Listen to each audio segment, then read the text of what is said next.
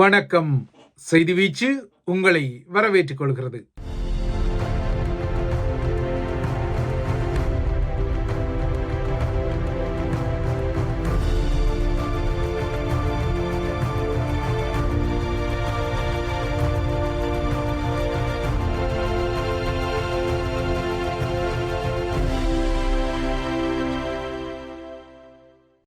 இன்றைய செய்தி வீச்சிலும் இலங்கை மற்றும் உலக நிலவரங்கள் காத்திருக்கின்றன. முதலில் இலங்கை தீவு பக்கம் பார்வையை திருப்பலாம். குறிப்பாக தையிட்டியில் இடம்பெற்று வரும் கொதிநிலை போராட்டத்தின் பின்னணி மற்றும் அதன் மீதான பார்வையை திருப்பலாம். ஆசைகளே துன்பங்களுக்கு எல்லாம் அடிப்படை காரணம் என்ற தத்துவார்த்தத்தின் நாயகன் ஆசிய ஜோதி என்ற விழிப்பு நிலைக்குரிய புத்தர் பிரான். அந்த புத்தர் பிரான் இலங்கைக்கு முதலாக வந்த தினம் என மகாவம்சம் குறிப்பிடுவதன் அடிப்படையிலான துருது பௌர்ணமி தினம் என்று புத்தர் மறைந்து பல நூற்றாண்டுகளுக்கு பின்னர் எழுதப்பட்டதாக குறிப்பிடப்படும் மகாவம்சம் புத்தர் இலங்கைக்கு 3 முறை பயணங்களை செய்ததாகவும் களனி மற்றும் மகியங்கனை போன்ற இடங்களில் அவர் தங்கியிருந்து போதனைகளை நடத்தியதாக கூறிக்கொள்ளும் போதிலும் இன்று வரை வரலாற்று ஆசிரியர்கள் புத்தரின் இலங்கை பயணம் குறித்து எந்த விதமான தொல்பொருள் ஆதாரங்களையும் வழங்கிக் கொள்ள முடியவில்லை. இதேபோல இலங்கைக்கு வெளியே உள்ள புராதன பௌத்த சூத்திரங்களிலும் புத்தர் இலங்கைக்கு பயணப்பட்டதை உறுதிப்படுத்தும் ஆதாரங்கள் இல்லை என்பதையும் வரலாற்றாசிரியர்கள் அழுத்தமாக சுட்டி காட்டுகின்றனர். ஆனால் உண்மையில் சிங்களவர்களின் மகாவம்சம் கூறுவது போல புத்தர் இலங்கைக்கு சென்றாரா என்ற வினாவை யாராவது தர்க்க ரீதியாக அழுத்தமாக எழுப்பினால் அது இலங்கையில் உள்ள தீவிர சிங்கள பௌத்தர்களுக்கு சீற்றத்துக்குரியொரு விடயமாக மாறும் என்பதும் புரிதலுக்குரிய விடயம். ஆனால் இன்று வரை அவ்வாறாக புத்தரின் இலங்கை பயணம் குறித்து கூறும் சிங்களவர்களாலும் இதற்குரிய வரலாற்று ஆதாரங்களை வழங்கிக் கொள்ளவே முடியவில்லை. புத்தர் இலங்கைக்கு சென்றதாக கூறப்படும் செய்திகள் இலங்கை சிங்கள பௌத்தர்களுக்கு உரிய தனித்துவமான நாடு என்ற கருத்துருவாக்கத்தை அழுத்தமாக பதிய வைப்பதற்காக பிற்காலத்தில் உருவாக்கப்பட்ட புனைவுகள் என்ற கருத்துருவாக்கமே அதிகமாக உள்ளது. எனினும் இன்று வரை இலங்கையில் சிங்கள பௌத்தர்கள் கடைபிடிக்கும் கிரெகோரியன் நாட்காட்டி புத்தாண்டுக்கு பின்னர் வரும் 1வது பௌர்ணமி தினம் புத்தரின் 1வது இலங்கை பயணத்தை கூறும் துருது பௌர்ணமியாகவே கருதப்படுகின்றது. புத்தர் மறைந்த பின்னர் கிமு 3ஆம் நூற்றாண்டில் பேரரசர் அசோகரின் மகன் மகிந்த இந்தியாவிலிருந்து இலங்கைக்கு சென்று தேவநம்பிய திஸ்ஸ மன்னர் காலத்தில் தான் பௌத்தத்துக்கு சுழிபோட்டதான கதைகள் இருந்தாலும் புத்தர் முதலாக இலங்கைக்கு சென்றார் என குறிப்பிடப்படும் இன்றைய பூரண தினத்தில் வடக்கில், அதுவும் குறிப்பாக தையிட்டி என்ற இடத்தில் தமது நிலங்களில் பௌத்தத்தின் பெயரால் எழுப்பப்பட்ட சட்டவிரோத கட்டிடம் ஒன்றுக்கு, குறிப்பாக விகாரை என்ற பெயரில் எழுப்பப்பட்ட இந்த கட்டுமானத்துக்கு எதிர்ப்பு தெரிவித்து தமிழர்கள் தீவிரமாக போராடி கொண்டார்கள். இந்த பதிவு பதியப்படும் போது போராட்ட நிலை தையிட்டியில் தீவிரமாக இருந்தது. தையிட்டி சட்டவிரோத விகாரைக்கு எதிரான நிலமீட்பு உரிமை போராட்டம் என்ற இந்த அறவழியை எதிர்கொள்ள வலிமை போலவே இந்த பகுதியில் ஏராளமான ஸ்ரீலங்கா காவல்துறையினர் குவிக்கப்பட்டிருந்தனர். எனினும் அதிகாரத்துக்கும் அடக்குமுறைக்கும் எதிரான ஒலி என்ற கருத்துருவாக்கத்தில் இந்த அறவழி போராட்டம் இந்த தீவிரமான சீருடை குவிப்புக்கு மத்தியிலும் நடந்தது. இன்றைய நாளில் தையிட்டி விகாரையை இடிக்க தமிழ் தேசிய அரசியல்வாதிகள் சதி செய்வதான கதைகள் தென்னிலங்கைக்கு வடக்கில் இருந்து ஒரு பரபரப்பு கோல்மூட்டலாக கடந்த சில தினங்களுக்கு முன்னர் சொல்லப்பட்டாலும் இந்த பதிவு பதியப்படும் வரை அவ்வாறான சதிகளின் அரங்கேற்றத்திற்குரிய எந்த அசுமாத்தியங்களையும் அங்கு கண்டுகொள்ள முடியவில்லை. இதற்கு மாறாக இந்த அடாவடி விகாரைக்காக திருமலையில் கடந்த சில வாரங்களுக்கு முன்னர் செய்யப்பட்டது போன்ற ஒரு செய்கையை செய்வதற்கான அறிகுறிகள் எல்லாம் தெரிந்தன. அந்த வகையில் இன்று இந்த இடத்தில் ஒரு புத்தர் சிலையை அதிரடியாக குந்த வைக்கும் நோக்கத்துடன் எடுக்கப்பட்ட முயற்சிகள் ஸ்ரீலங்கா காவல்துறையால் முறியடிக்கப்பட்டதாகவும் செய்திகள் கூறுகின்றன. இந்த புத்தர் சிலையை ஸ்ரீலங்கா படையினரால் காங்கேசந்துறையில் நடத்தப்படும் தல்செவன என்ற விடுதி பகுதியில் சிலர் வைத்திருந்ததாகவும் அந்த சிலை பின்னர் மீட்கப்பட்டதான தகவல்கள் எல்லாம் இன்று காலை பரபரப்பாக வெளியாகின. காங்கேசந்துறையில் தொடருந்து நிலையம் மற்றும் கடற்கரைக்கு அருகில் தல்செவன என்ற ஒரு ஹாலிடே ரிசர்ச் அண்ட் ரெஸ்டாரண்ட் என்ற விடுதி அமைந்துள்ள விடயம் நீங்கள் அறிந்த விடயம். இந்த விடுதியை ஸ்ரீலங்கா இராணுவத்தின் நலன்புரி பகுதியை நிர்வகித்துக் கொள்கின்றது.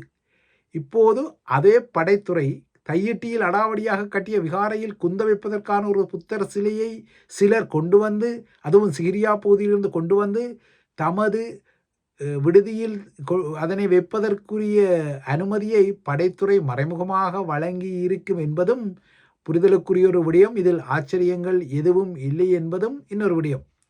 குறித்த சிலையுடன் பௌத்த பிக்கு ஒருவர் தனது அடிபொடிசுகளுடன் தல்செவனவில் தங்கியிருப்பதாக காங்கேசுத்துறை காவல்துறையினருக்கு கிட்டிய இரகசியமான தகவலை அடுத்து அங்கு சென்ற காவல்துறையினர் குறித்த சிலையை மீட்டு அந்த சிலையுடன் சிரியா பகுதியிலிருந்து வந்து தங்கியிருந்ததாக குறிப்பிடப்படும் குழுவினரையும் விசாரணைக்காக அழைத்து சென்றதாகவும் கூறப்பட்டுள்ளது. ஆனால் இப்போது இந்த சிலை காவல்துறையால் கொண்டு செல்லப்பட்டாலும் கடந்த சில வாரங்களுக்கு முன்னர் திருமலையில் இடம்பெற்றது போல முதல் நாள் காவல்துறை அகற்றிய அதே புத்தர் சிலை மறுநாள் அதே காவல்துறை பாதுகாப்புடன் குந்த வைக்கப்பட்டது போல தையிட்டியிலும் நாளை நடைபெறாது என தமிழர்கள் நம்பி கை வைத்து காத்திருக்க வேண்டியதுதான். தையிட்டி திசவிகாரை தமிழர்களின் காணிகளில் சட்டவிரோதமாக அமைக்கப்பட்ட ஒரு கட்டுமானம் என்ற விடயத்தை நைனாதீவி விகாராதிபதி அண்மைய நாட்களில் அழுத்தி சொல்வதால் இந்த விடயத்தில் தென்னிலங்கையிலிருந்து கிளர்ச்சி அரசியல் செய்ய திட்டங்களை போடும் தெற்கின் பௌத்த சண்டியர்களுக்கு திடீர் சிக்கல் ஒன்று வந்ததை மறத்து கொள்ள முடியாது. ஸ்ரீலங்கா இராணுவத்துடன் இணைந்து தனியார் காணிகளை அபகரித்து சில பௌத்த பிக்குகள் இந்த விகாரையை கட்டியமை மகா தவறு என்றும் பௌத்த பிக்குகள் இவ்வாறு செய்திருக்க கூடாதெனவும் குறிப்பிட்ட நைனாய் விகாராதிபதி தையிட்டியில் அபகரிக்கப்பட்ட காணிகளை கட்டங்கட்டமாக விடுவிப்பதாக கூறப்படுவதும் ஒரு ஏமாற்று வேலை என குறிப்பிட்டிருப்பதும் இங்கு முக்கியமான விடயங்கள். அதுவும் நேற்று அவர் தையிட்டி பகுதிக்கு சென்று இந்த விடயங்களை சொல்லியிருக்கிறார். இதற்கு அப்பால் நேற்று தையிட்டி திஸ்ஸ விகாராதிபதியின் விகாராதிபதி என கூறப்படுவோம் பிக்குவும் யாழ் அரசாங்க அதிபரையும் சந்தித்து பேசியிருக்கின்றார். கடந்த 31ஆம் தேதி தையிட்டியில் புதிய விகாரைக்காக அடாத்தாக தமது காணிகளை இழந்தவர்களுடன் நடத்தப்பட்ட சந்திப்புகளின் ஒரு புதிய அங்கமாக நேற்று இந்த சந்திப்பு நடந்தது. ஆக மொத்தம் புதிய தையிட்டி விகாரை ஒரு சட்டவிரோத கட்டுமானம் என்ற விடயம் இப்போது வடக்கின் முக்கிய பௌத்த முகங்களால் அழுத்தமாக சொல்லப்படுவது ஒரு பிளிட்ஸ் கிரிக் ரக தாக்கத்தை தென்னிலங்கையில் உருவாக்கியுள்ளதையும் மறக்க முடியாது. அதுவும் முன்னர் இந்த விடயத்தில் அதிகம் தலையிடாமல் ஒதுங்கி ஒரு வகையில் இந்த ஆக்கிரமிப்பை மௌனமாக ஏற்றுக்கொள்ள தலைப்பட்ட அதே நைனை நாகதீப விகாராதிபதி தான் இப்போது இந்த விடயத்தில் நீதியை பேசுவது ஒரு முக்கிய மாற்றமாக தெரிகின்றது. இந்த மாற்றம் இரண்டு தரப்பிலும் சில ரசாயன மாற்றங்களுக்கு வழிவகுத்ததை மறுத்து கொள்ள முடியாது. இதனால்தான் இந்த அடாவடிகளுக்கு தமிழர்களின் தரப்பிலிருந்தும் கொள்ளி எடுத்து கொடுக்கும் அருண் சித்தார்த் போன்ற சூத்திரதாரிகள் இறுதி நேரத்தில் திருதிருதென விழிக்க தலைப்பட்டார்கள்.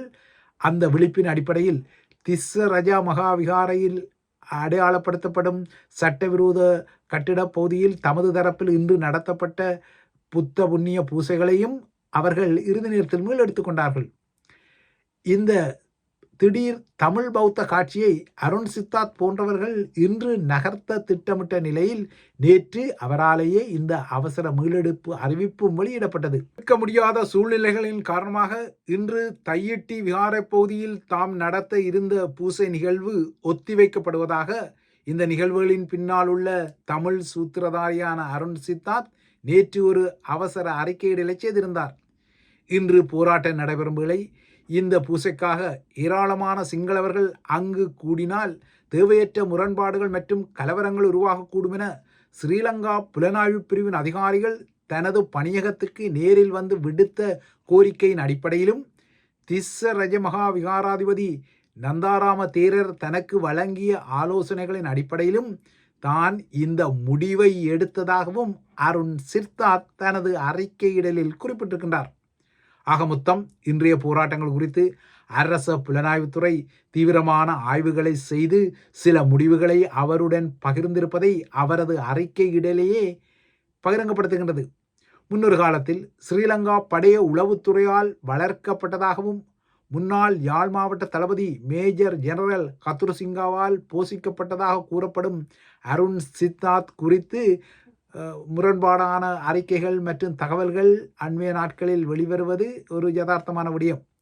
தென்னிலங்கை சிங்கள ஊடகங்கள் இவரை தமிழ் மக்களின் முற்போக்குவாதியாகவும் திலித் ஜெயவீராவின் சர்வஜன அதிகார கட்சியின் ஒரு முக்கிய பிரமுகராகவும் அடையாளப்படுத்தி கொண்டாலும் தமிழ் தேசிய அரசியல் இலட்சியங்களை குறை மதிப்புக்கு உள்ளாக்குவதே அருண் சித்தார்த்தின் முக்கியமான இலக்காக இருப்பது வெளிப்படையான ஒரு விடயம்.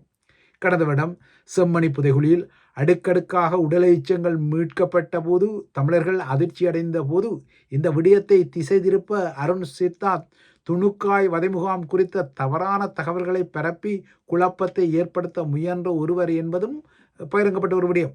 ஆனால் அவரது அந்த முயற்சி தோல்வியடைந்தது போலவே இன்று தையிட்டியில் அவர் நடத்தவிருந்த இலக்குகள் இறுதியில் அவராலேயே மீளெடுக்கப்பட்டிருக்கின்றன. ஆயினும் தமிழர் தாயகத்தை பௌத்த சிங்கள ஆதிக்கத்தை இயல்பாக்கி கொள்வதற்கும் தமிழர்களின் எதிர்வினைகளை ஊடர்த்து கொள்வதற்கும் அருண் சித்தார்த் போன்றவர்கள் தொடர்ந்தும் ஒரு கருவியாக பயன்படுத்தப்படுவார்கள் என்பதைத்தான் தையிட்டியின் இன்றைய அறவழி போராட்டத்தின் பின்னணியில் தமிழர்களுக்கு ஒரு செய்தியாக கிட்டக்கூடும். இவை இலங்கை குறித்த விடயங்கள். அடுத்து உலக நிலவரங்களை நோக்கிக் கொண்டால் லொக் அண்ட் லோட் என்ற தயார் நிலையுடன் மீண்டும் ஈரானை தாக்க அமெரிக்கா தயாராவது போல தெரிகின்றது.